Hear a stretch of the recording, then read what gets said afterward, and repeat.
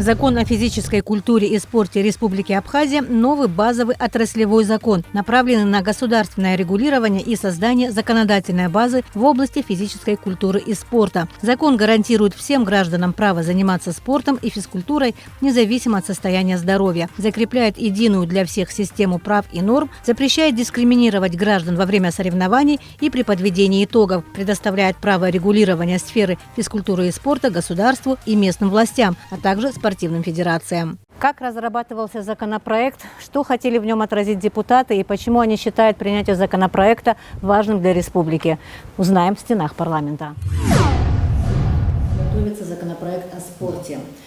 Расскажите, пожалуйста, какие вехи он прошел, как работал комитет над этим законопроектом, что было внесено и в чем его новшество? Начнем с небольшой преамбулы. 31 марта 2021 года парламентом был снят с рассмотрения законопроект номер 735 о физической культуре и спорте, который был принят во втором чтении пятым созывом парламента 10 февраля 2017 года. Так как на наших комитетских заседаниях у наших депутатов было много предложений и рекомендаций, мы решили снять с производства законопроект, потому что с частью 3 статьи 98 регламента Народного парламента нельзя вносить поправки при третьем чтении. В связи с этим мы внесли нашим комитетом новый законопроект. Что было в старом законопроекте, что не устроило парламент, и в какой части законопроект будет новым? Конечно же, он отличается от старого проекта, так как, во-первых, концептуально он отличается. Единственное, что осталось, это название о физической культуре и спорте в Республике Абхазия. То есть данный законопроект, он регулирует как физическую культуру, так и спорт. Мы объединили в один законопроект. В старом тоже был неплохой, так скажем, законопроект, но когда комитет взялся за работу над данным законопроектом, депутатами были высказаны множество замечаний, предложений. Время идет, отношения развиваются. Поэтому и с учетом мнения представителя президента в парламенте совместно с комитетом по делам молодежи и спорту было решено снять с производства старый законопроект и начать работу над новым законопроектом. Вы хотели, чтобы не было кривотолков, в принципе, у нас были просто на комитетских заседаниях много предложений и рекомендаций. Во втором чтении уже был принят проект закона 735, и мы не могли уже его менять, только поэтому мы его сняли с производства. Необходимость принятия данного законопроекта обуславливается тем, что в правовой истории нашего законодательства нет действующего закона о физической культуре и спорте. Какие отношения будет регулировать этот закон, какие именно пункты в нем затронуты? Прежде чем к этому перейти, я хочу добавить, кто помимо комитета нашего занимался этим проектом. Это Ахра Иванович Абухба, он помимо того, что депутат, еще великий мастер. И замглавы администрации Саида Будба. Мы звали на комитетские заседания замглавы председателя по делам молодежи и спорту Беслана Карчава. И с Министерства образования ранее тоже присутствовали. И все вместе, не спеша, скрупулезно, так шаг за шагом шли к тому, чтобы не было больших изъянов, минимизировали все это, чтобы закон достойно соответствовал международному стандарту. Что отражает закон, что в него включено? Чем он будет конкретно полезен для развития спорта в республике? Данный законопроект регулирует, во-первых, основные понятия, которые будут использоваться в сфере физической культуры и спорта. И законопроект охватывает, начиная с детского спорта, заканчивая уже профессиональным спортом, сферу деятельности. Вводится правовое регулирование, и такое понятие дается в законе, как республиканские спортивные федерации. Устанавливает закон также права и обязанности спортсменов, регулирует спорт в сфере образования, вводятся естественно, перечислены субъекты, подробно регулируются полномочия центрального органа государственного управления в сфере физической культуры и спорта, предусмотрено международное сотрудничество в сфере физической культуры и спорта. подробно регулируется формирование спортивных сборных команд, процедура. Как уже Винорий Яковлевич сказал, вот по желанию Ахры Ивановича мы включили такое понятие, как единый календарный план спортивных мероприятий, который будет формироваться значит, до конца вот, текущего года, и план будет на следующий год, получается, календарный. Значит, очень подробно дается вот понятийный аппарат, в котором предусмотрены, вот, также были пожелания депутатов, такое понятие, как национальные виды спорта. Однако сами национальные виды спорта, как и иные виды спорта, они не установлены в законопроекте, они будут устанавливаться подзаконными нормативно-правовыми актами, которые относятся к компетенции Кабинета министров, Центрального органа государственного управления. В законопроекте еще предлагается закрепить спортивные звания, спортивные разряды, квалификационные категории тренеров и специалистов в области физической культуры и спорта. Это один из главных аспектов, потому что, ну, к примеру, тренеры тренируют детей, футболистов детей. Это психология отдельная, ну, это специальные навыки, он должен пройти какие-то курсы. И, ну, так как у нас нет в университете таких специальностей, но тем не менее наши тренера ездят, повышают квалификацию, стараются, чтобы соответствовать этим всем нормам. Это, в принципе, мировые нормы, они везде прописаны уже и везде действуют, но так как у нас проблема с обучением, поэтому они выезжают и стараются так вот реализовать это все. Это все, кстати, там прописано, ранее этого не было тоже. Насколько вам кажется, вот этот закон, отраслевой закон, будет работать здесь у нас? Есть ли все условия для того, чтобы его в полной мере реализовать? Если честно сказать, в полной мере, вот как в других странах этот закон работает, я думаю, так не сможем, но есть стимул к этому идти, и все это прописано, есть какие-то, мы где-то занизили какие-то нормы. Ну, чтобы на это нужно время, и поэтому, ну, идем к этому, закон будет прописан, будут правила, и люди будут следовать этому. То есть вы адаптировали закон к нашим реалиям, к условиям нашей жизни здесь, в Абхазии, Да. и к ситуации, которая есть? Именно на Абхазию, честно говоря, потому что нужно учитывать уровень развития физической культуры и спорта.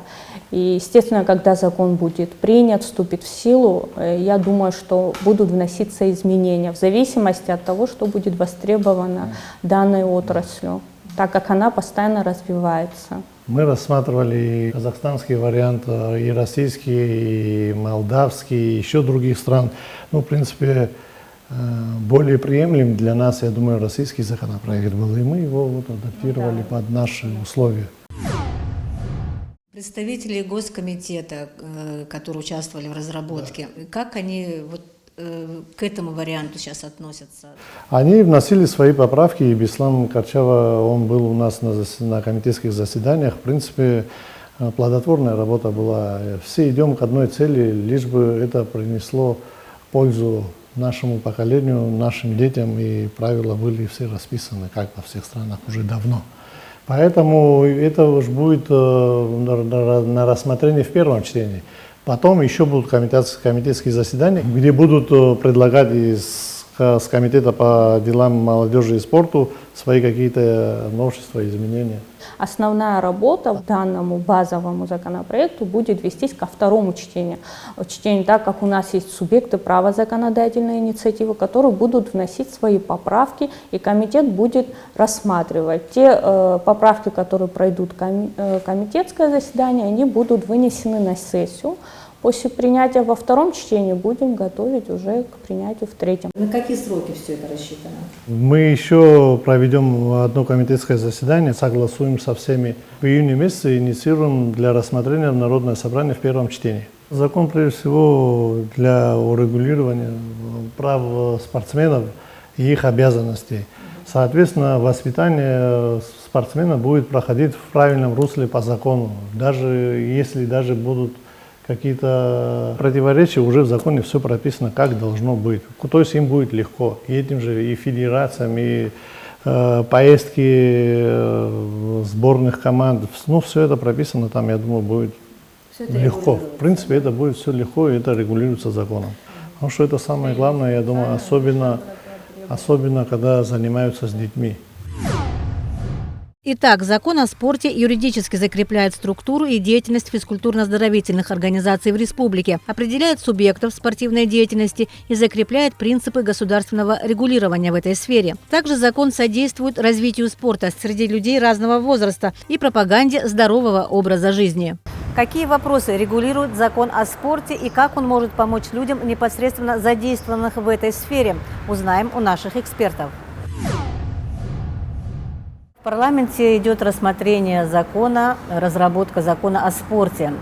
Скажите, пожалуйста, насколько этот закон важен и нужен для вас, людей, непосредственно занятых в этой сфере? И могли бы рассказать немножко предысторию этого закона? Мы знаем, что вы участвовали в разработке этого закона вместе с парламентариями. Что касается закона о физической культуре и спорту, он, в принципе, не только нужен тем, которые работают в сфере физической культуры и спорта, он просто нужен самому государству.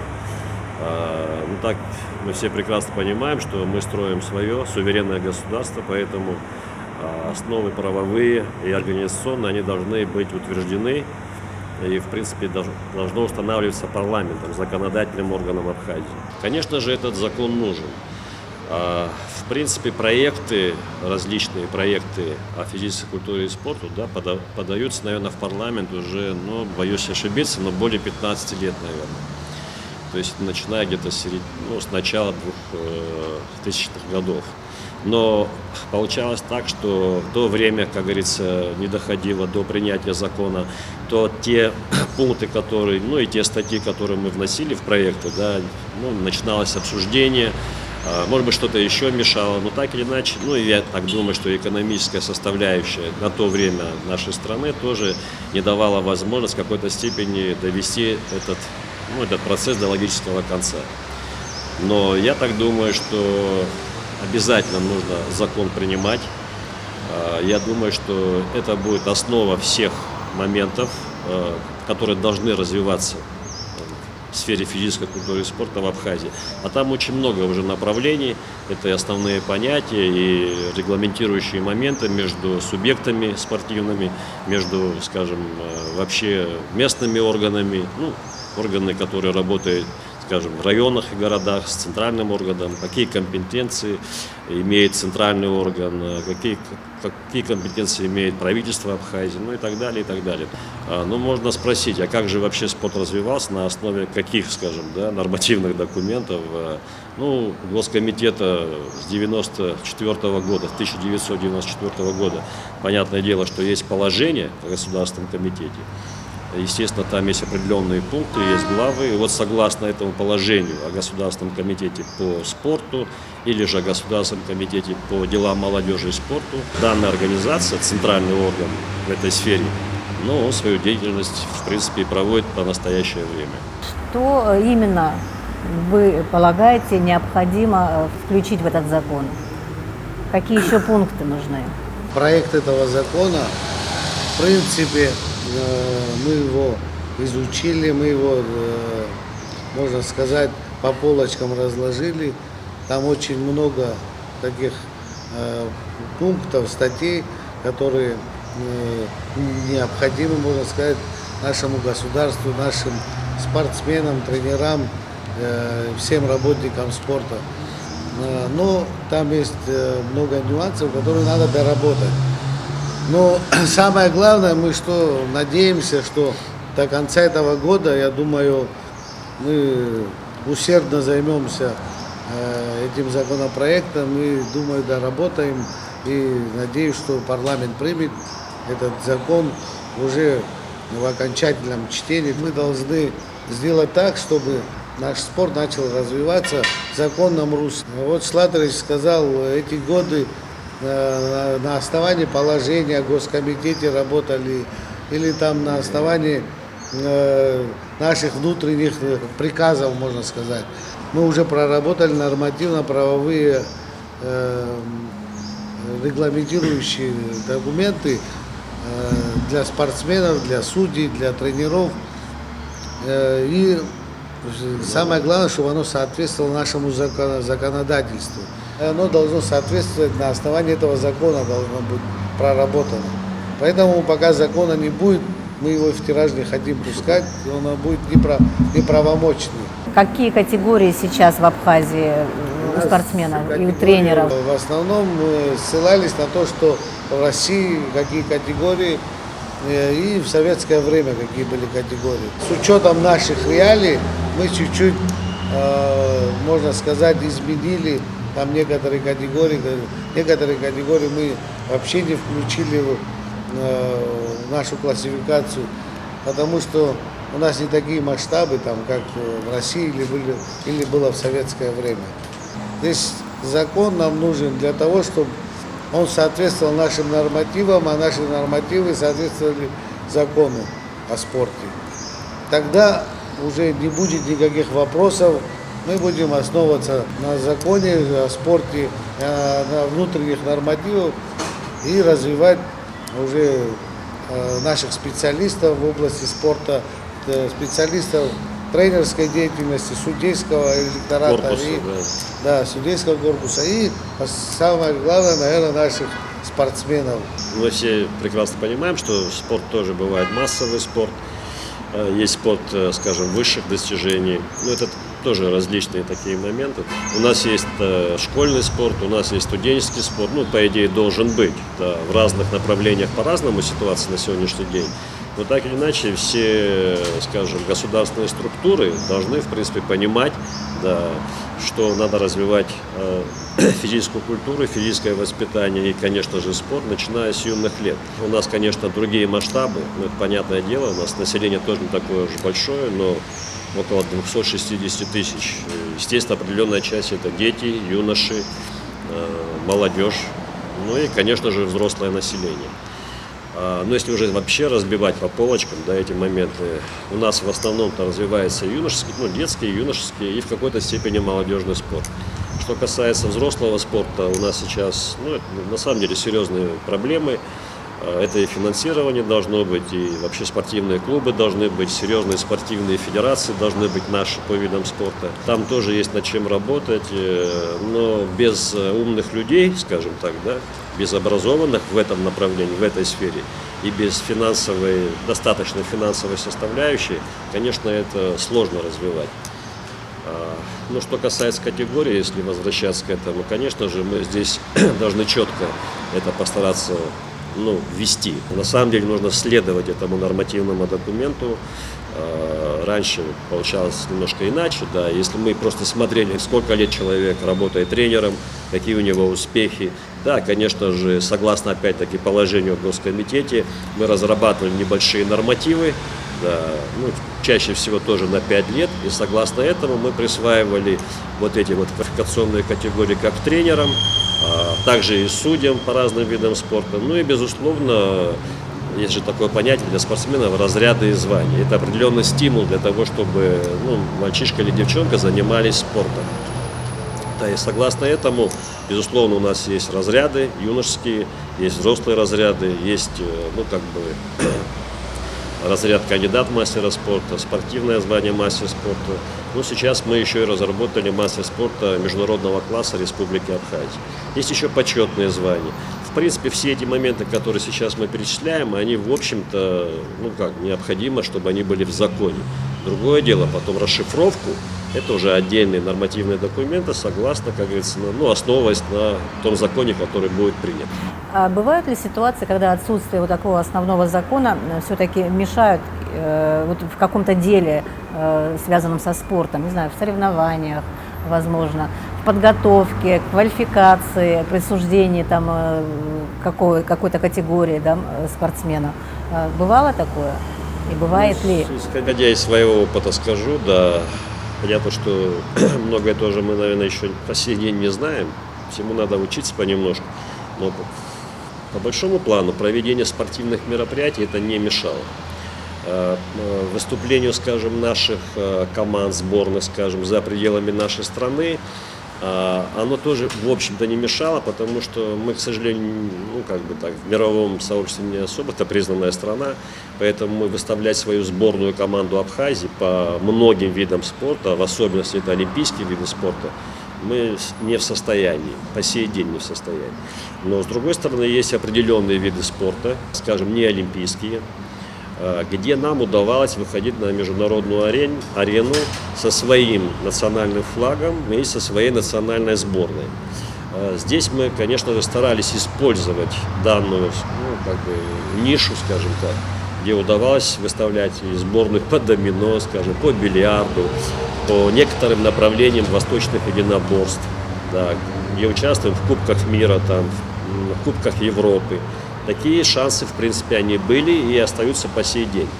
Но говорить о серьезном спорте и о серьезных выступлениях национальной сборной по олимпийским дисциплинам для нас, конечно, это пока нереально.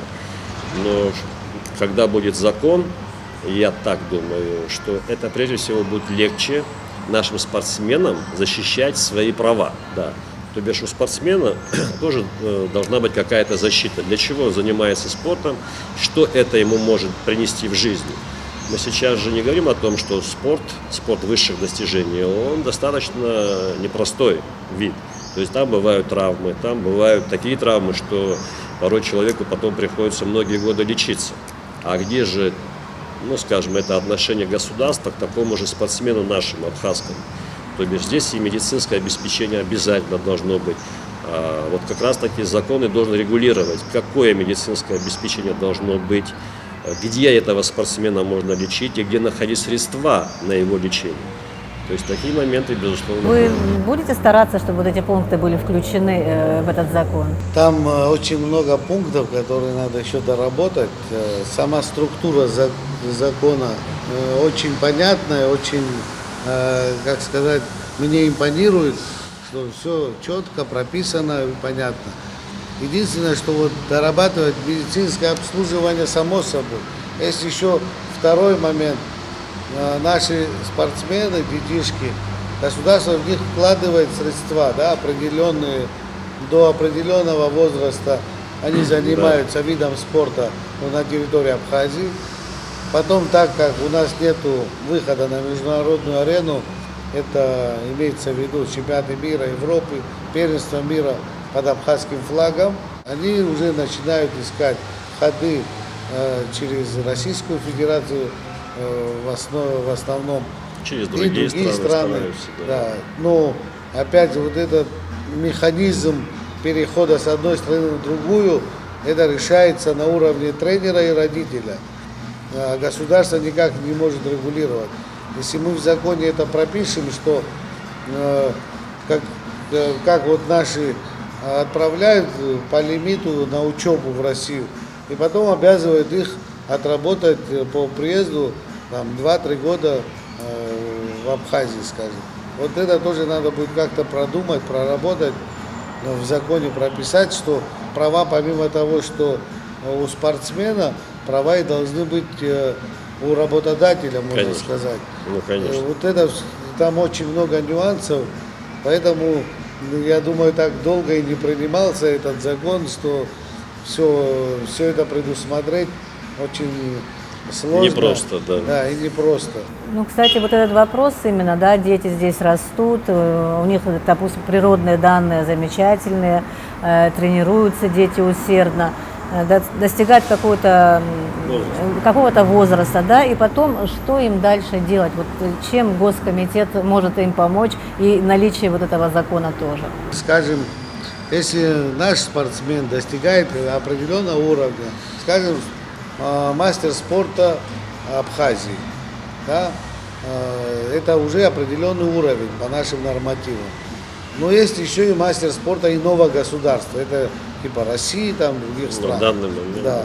Мы как-то должны свое внутреннее какое-то сделать, можно сказать, это не в законе, уже это, наверное, постановлением Кабинета министров или указом президента, изыскать какие-то средства на их поддержку продолжения учебы, там, скажем, в Российской Федерации, училища Олимпийского резерва, чтобы стимулировать их, они дальнейшее развитие, так или иначе они граждане Абхазии, спортсмены абхазские на Олимпийских играх будут участвовать или на чемпионатах мира, Я думаю, от этого выиграет только страна и выиграет наш народ. Еще хочу к вашему вопросу добавить, что здесь, слава богу, в проекте закона написано о принятии государственных программ в области физической культуры и спорта. И понятное дело, что государственную программу должен предлагать, разработать и предложить уже Государственный комитет, а потом уже правительство Абхазии должно это, или принять, или не принять, или же там изменить его как-то. Я думаю, что это может дать серьезный толчок, как говорится, для развития не только детского и юношеского спорта, вообще вида спорта на территории Абхазии. А есть сейчас ребята, которых поддерживает государство наше? Точечно. Это родители федерации обращаются к президенту, обращаются к премьер-министру, к нам в Госкомитет, и мы по возможностям, можно сказать, помогаем. А когда идет она узаконено, что достиг уровня мастера спорта иного государства, скажем, Российской Федерации. И он за это достижение получает стипендию в течение года или в течение 2 лет стипендию получает какую-то энную сумму. Пусть он в сборную России не попадает, он представляет все равно Абхазию. Так или иначе, для нас он абхаз, он с Абхазией, и поэтому нам без разницы под каким флагом, пусть будет под африканским флагом каким-то выступать на чемпионате мира и так далее. Как-то узаконить, я думаю, это будет стимул для наших спортсменов. Мы сейчас делаем наш реестр спортсменов, весь список спортсменов, все карточки мы собираем. Я думаю, в ближайший месяц весь список у нас будет уже в электронном формате, информацию будем иметь. Дальше, следующие шаги. Скажем, в России спортсмен, то, что мы говорили до этого, спортсмен, гражданин Российской Федерации, которого вкладывало государство средства на развитие, он переезжает в другую страну, жить там, другое гражданство другой страны берет. В России так, если оттуда присылает федерация другой страны запрос, чтобы этого спортсмена допускали на соревнования под другим флагом, российские федерации по видам спорта должны дать добро официально. Это по юношам. Официальное открепление. Да, открепительный документ, что они не против, чтобы он выступал за другую страну. Если по взрослым, там уже и Минспорт должен дать добро, и Олимпийский комитет, и федерация, все должны дать добро, чтобы этот спортсмен выступал за другую страну. Для этого надо все это узаконить. Сейчас у нас по-другому. Родители забирают детей, отказались от тренера, отказались от страны, не от самой страны, конечно, но отказываются здесь заниматься, потому что роста нету, и отправляют в другую страну. С учетом того, что у нас такая ситуация, с признанием, не все страны признают, мы сами не можем выставлять, мы вынуждены отправлять своих спортсменов талантливых, допустим, в ту же Россию, чтобы у них была возможность для дальнейшего роста и выступать, а мы имеем от этого имидж, имеем от этого какие-то победы и примеры для детей, которые здесь занимаются. Но это же в какой-то степени, я думаю, что в большой степени пропаганда самой физической культуры и спорта в нашей республике. Да, понятно, что пока только такой механизм, но все равно это реклама нашего спорта, наших спортсменов, и пропаганда. А государство, по идее, я думаю, уверен, что должно поддерживать. О школьном и детском, и юношеском спорте очень большие статьи. Права детей заниматься физической культурой в школе должны соблюдаться и прочее. Все эти вещи, насколько я знаю, должны быть подкреплены какой-то инфраструктурой, которая не всегда у нас есть. Наличие этого закона, этих пунктов, они говорят об идеальном положении вещей, к чему нужно стремиться, или же все-таки отражает то, что есть на самом деле? Нет, понятно, что в законе не пропишешь, сколько должно быть объектов на территории Абхазии, скажем, в плане развития единоборств, или же не пропишешь, сколько должно быть футбольных стадионов на территории Абхазии. Закон будет давать такое право, что это нужно иметь. Другое дело, что уже насколько придется это разработать, вот эти так называемые программы, да, развития физической культуры и спорта по видам, но так или иначе, если будет закон, то бишь тот же центральный орган будет, основываясь на законе, просить у государства, у правительства, да, получается, возможно, где-то в парламенте, что это нужно иметь, что это нужно уже сейчас. Вот сейчас просто, к примеру, студенческий спорт. А у нас имеет ли наш Абхазский госуниверситет вообще какую-нибудь базу физкультурно-спортивную? На сегодняшний день, к сожалению, он ее не имеет. Он уже на протяжении нескольких лет не имеет.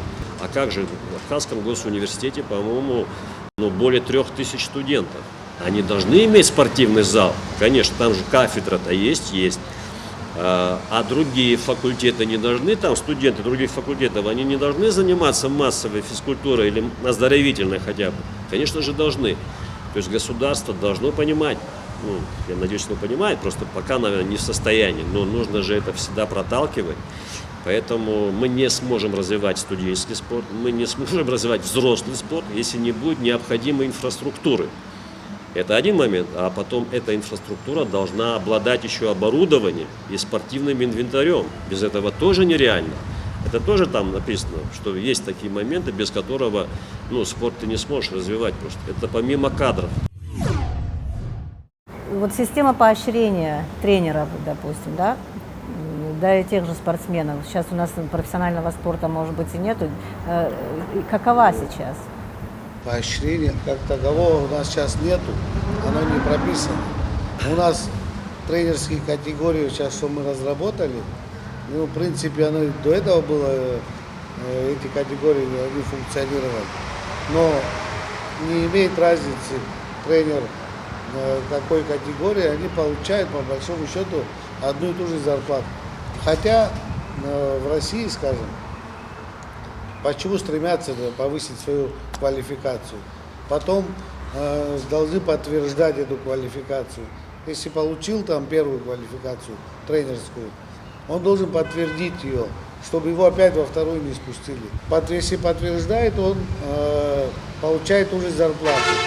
Если он идет, какие-то имеет результаты и повышает квалификацию, ему зарплата увеличивается. Причем там существенно она увеличивается. Обслуживание наших мероприятий обслуживать судьи. Судьи должны быть квалифицированы.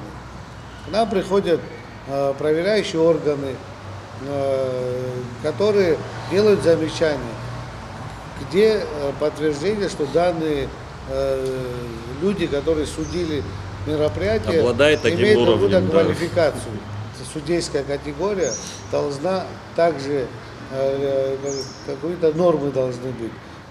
Первая категория должен чуть больше получать в плане оплаты. В плане оплаты за судейство. Тогда у него будет стимул расти, проходить семинары судейские, там, практику судейскую, выезжать в другие страны, чтобы повысить свою квалификацию. Стимулировать надо, вот просто иначе. Мы должны, когда мы это все узаконим, у нас будет все по полочкам. А если у тебя низшая категория, ты получаешь меньше денег, меньше сумму. А чем выше, тем ты получаешь больше. И тренер, и судья. Вот когда мы это все отрегулируем и направим на более-менее на правильное рельсы. русло, на правильные рельсы поставим, я думаю, тогда у нас, может быть, и заработает вот эта структура вот этой работы нашей спортивной. Считаю, будет большой эффект. Сейчас очень важно, чтобы дети занимались спортом, потому что действительно малоподвижный образ жизни ведут, пристроены все к гаджетам. И поэтому развитие массового спорта – это очень важно, вот на мой взгляд. В этом законе, как вы считаете, все ли сказано об этом для того, чтобы дать толчок для развития этого вида спорта? Опять-таки выскажу свое мнение, конечно. Здесь в законе сказано, что есть массовый спорт. Он есть массовый спорт и должен быть, по идее.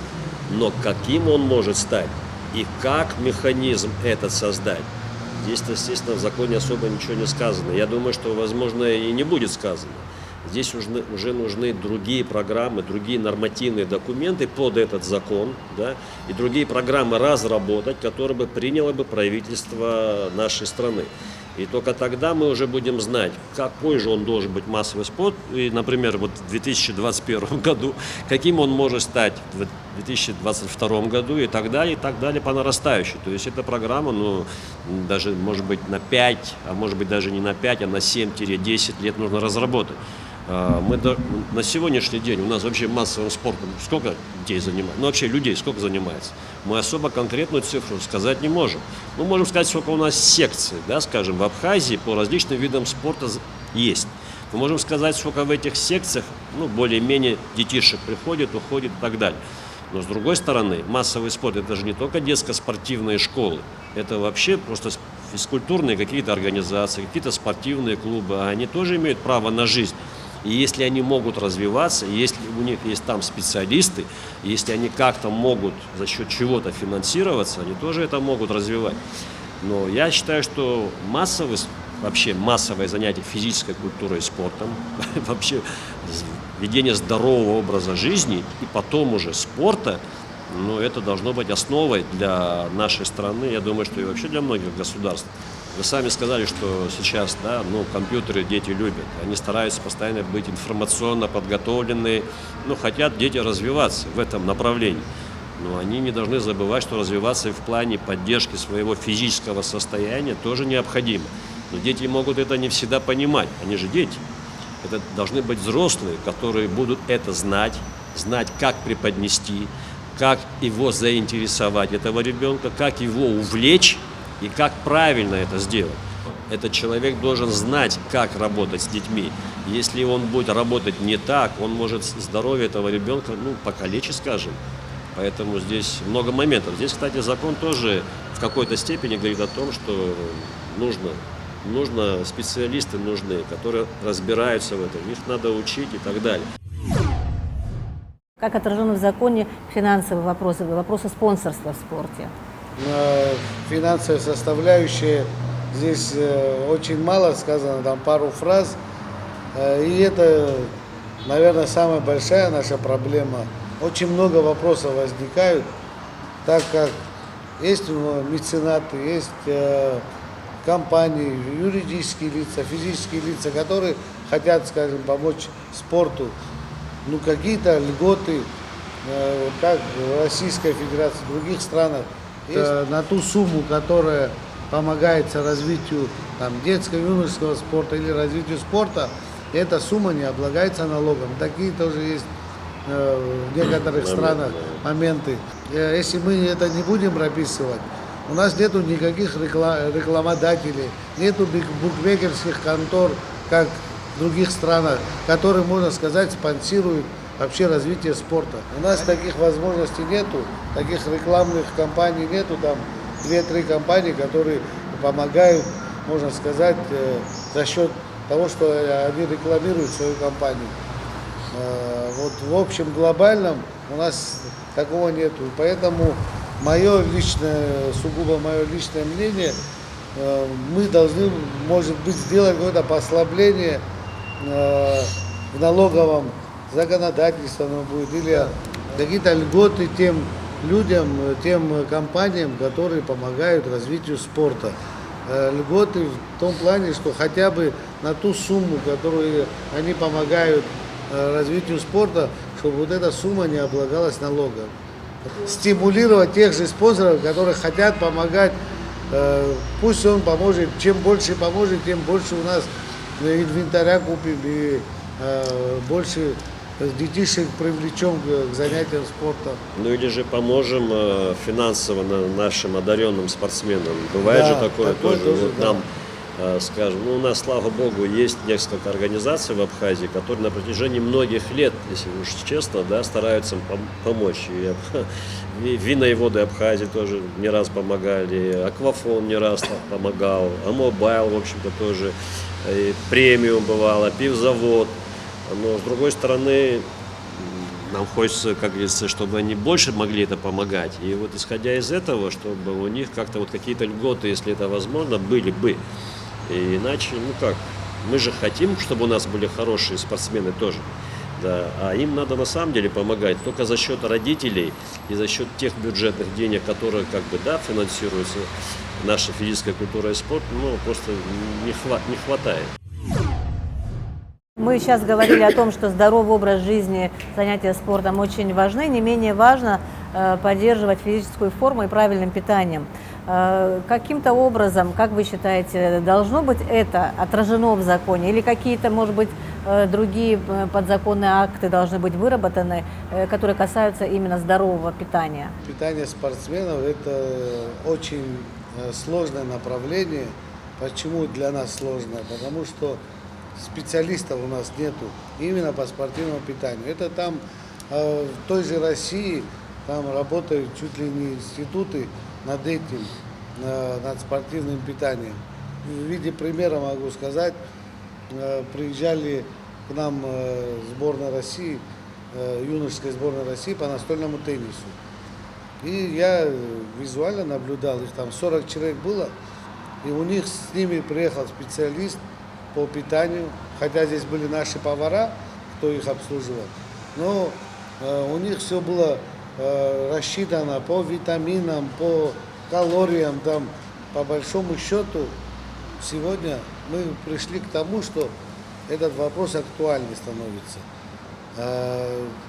У нас тех же кулинарных училищ, там 2 или 3 по Абхазии, и там нету специализации именно спортивного направления, спортивного питания. Спортсмены должны обязательно следить.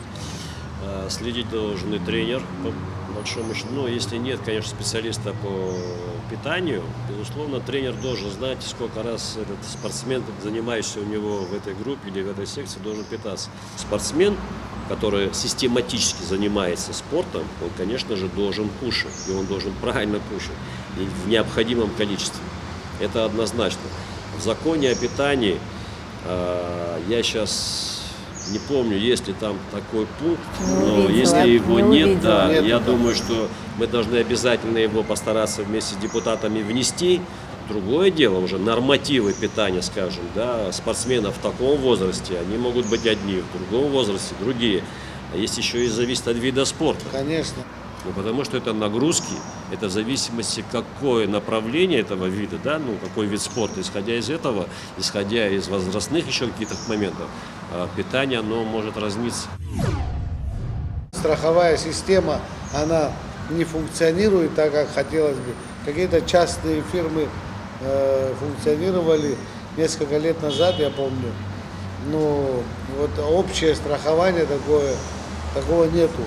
Именно спортивное, вот буквально неделю назад вопрос стал страхования наших делегаций молодежных, которые на Байкал уехали. И наши не могли найти здесь страховую компанию, организацию, которая может выписать страховой там, полюс и так далее, для того, чтобы там предоставить. Без этого их не допускали. И это была проблемная ситуация. Ну и для спортсменов тоже, безусловная проблема, потому что все-таки наши команды выезжают за пределы Абхазии, участвуют там в соревнованиях. Ну, скажем так, в официальных, да, но они разного уровня бывают, да, но тем не менее, чаще всего те организаторы говорят, страхование должно быть. Мы на территории России делаем страховки, хотя они принимают и абхазскую страховку.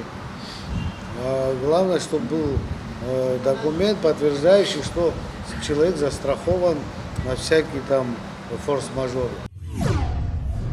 Если резюмировать наш разговор о значении того, что вот такой закон появится. У меня только положительные эмоции, скажу. Я понимаю, исходя из своей, ну, скажем так, относительно долгой работы в этой сфере, могу однозначно сказать, что закон нужен. Самое главное, чтобы этот закон потом работал. Вот это тоже немаловажно. Мы иногда издаем нормативные документы и потом про них забываем, или, честно говоря, мы не можем его применить. Такое тоже, к сожалению, бывает. Но принятие закона, оно на самом деле, многие регламентируют многие моменты. Это, в принципе, это основа, да, в плане организационных каких-то дел и в плане правовых дел. это ведь не только права здесь же еще и обязанности. Поэтому, когда вот несколько сторон вместе работать начинают, тогда и будет результат. Я думаю, что закон однозначно принесет пользу. Другое дело, что надо будет его выполнять, ну и требовать его выполнения с других необходимых структур. Закон необходим, это само собой. По мне так, самое главное, это у нас узаконить наше направление, нашу деятельность. Когда, чтобы не говорили наши спортивные работники, там, тренера есть, функционеры федерации и так далее, чтобы не говорили, а где это узаконено, покажите, там какой-то вопрос возникает, а где это в законе прописано. А это вы норматив сами придумали, почему это нас не оповестили. Чтобы вот эти все вопросы отпали, есть закон, будьте добры, соблюдайте, идем по закону. Если там какие-то доработки будут, потом поправки в закон, слава богу, разрешается год, два, три, потом пусть делается. Но сегодняшняя тема, что она такая актуальная стала, это нам очень, можно сказать, приятно, что обращают внимание и пресса, вы, спасибо вам, что обратили внимание. И депутатам большое спасибо, мы надеемся, что они доведут до конца. Я думаю, сообща все вместе, общими усилиями мы, я думаю, приведем к окончательному решению. Надеюсь, что вот с этим созывом мы закончим. Это как проект закона, можно сказать, процентов на 80, он лично мне симпатичен. Ну и 20% общими усилиями, я думаю, мы доработаем. Разработка закона о спорте еще продолжается. Необходимые правки и изменения будут вноситься в проект ко второму чтению. Все задействованные в процессе надеются, что закон станет жизнеспособным и снимет многие вопросы, которые касаются развития спорта в республике.